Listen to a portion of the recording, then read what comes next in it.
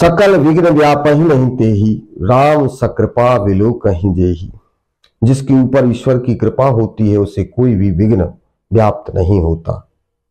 आज हम चर्चा करेंगे वृश्चिक राशि वालों की। उसके पहले आप सभी का स्वागत, वंदन, अभिनंदन हमारे ज्योतिष उपदेश चैनल पर। मित्रों, आपकी राशि वृश्चिक राशि जिस पर आज हम चर्चा करने वाले हैं, 2025 में वृश्चिक राशि वालों के लिए क्या भाग्य फल होगा और क्या सावधानियां। पहले मैं बता दूं कि वृश्चिक राशि के जातकों के स्वामी मंगल हैं और मंगल के स्वामी हनुमान जी महाराज। हनुमान जी महाराज के स्वामी रामचंद्र जी है। इसलिए मैंने पहले से ही कहा, सकल विघ्न व्यापहि नहीं तेहि, राम सकृपा बिलो कहीं जेहि। जिस व्यक्ति के ऊपर भगवान की कृपा होती है, रामचंद्र जी की कृपा हो जाती है, उस पर कोई भी प्रकार का विघ्न व्याप्त नहीं होता। परंतु 2024 में जिस प्रकार से आपके ऊपर शनि की अढ़ैया चल रही थी, उसके पहले भी 2023-22 के बाद से शनि की अढ़ैया का प्रभाव था, जिसमें आपको अपने कर्मों के आधार पर कुछ असफलताएं, कुछ परेशानियां हुई हैं। उन सब का निजात होने वाला है। यह खुशखबरी से कम नहीं है कि शनि की अढ़ैया आपके ऊपर से समाप्त होने वाली है 29 मार्च के पश्चात। 29 मार्च से शनिदेव आपकी राशि से अढ़ैया का प्रभाव नष्ट कर देंगे और अब ये समझ जाइए कि आपके ऊपर अत्यंत कृपा होने वाली है। मात्र शनि की अढ़ैया के प्रभाव से भय व्याप्त हो, ये मैं कहने वाला नहीं हूं, बल्कि मैं ये कह रहा हूं कि शनि आपके पंचम भाव में प्रवेश कर रहे हैं।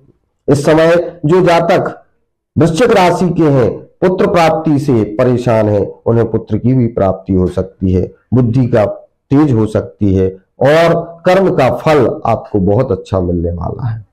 परंतु विश्लेषण आपकी कुंडली में किस प्रकार के योग चल रहे हैं, इस पर भी हमें ध्यान देना होगा। यदि आपकी कुंडली में अच्छी महादशाएं, अच्छे ग्रहों की अंतर्दशाएं चल रही हैं, तो ये श्रेष्ठ योग आपके लिए बनने वाला है।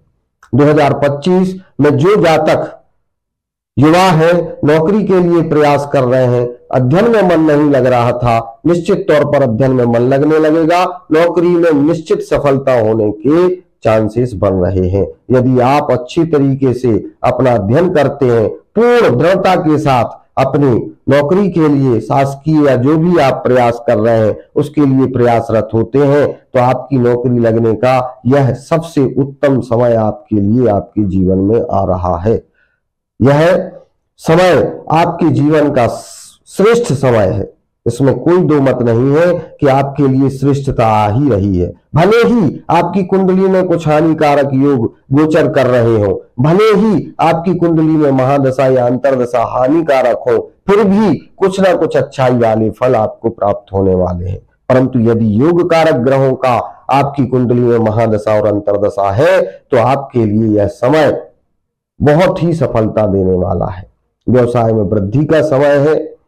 यहां से आपके शत्रुओं का उदय तो होगा, पर शत्रुओं का नाश भी जल्दी से होने वाला है। साथ ही साथ आपके ग्रह में शांति के योग भी बन जाएंगे। आपके घर में लोग कर्म करने पर जोर देने लगेंगे, संघर्ष को करने पर जोर देने लगेंगे, जिससे सब एक साथ मिलकर के सुमति के साथ कार्य करने में आगे बढ़ सकते हैं। अष्टम भाव में गुरु का गोचर हो जाएगा आपके 14 मई के पश्चात।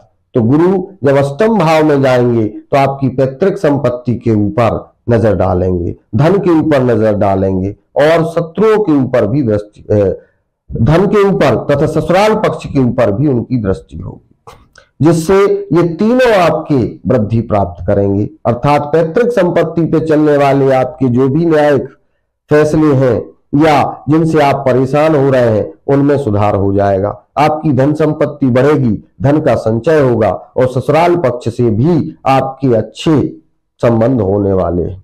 तो 2025 आपके लिए कर्म फल देने वाला है, व्यापार में वृद्धि करने वाला है। जो जातक नौकरी करने के लिए प्रयास कर रहे हैं, उनका अध्ययन में मन लगने वाला है और नौकरी आपको सफलता प्राप्त होने वाली है तथा धन का संचय होने वाला है और ससुराल और पैतृक धन का संबंध जो आपके लिए बन रहा है, वो मैं पहले बता चुका हूं, वह भी आपके लिए लाभकारक है।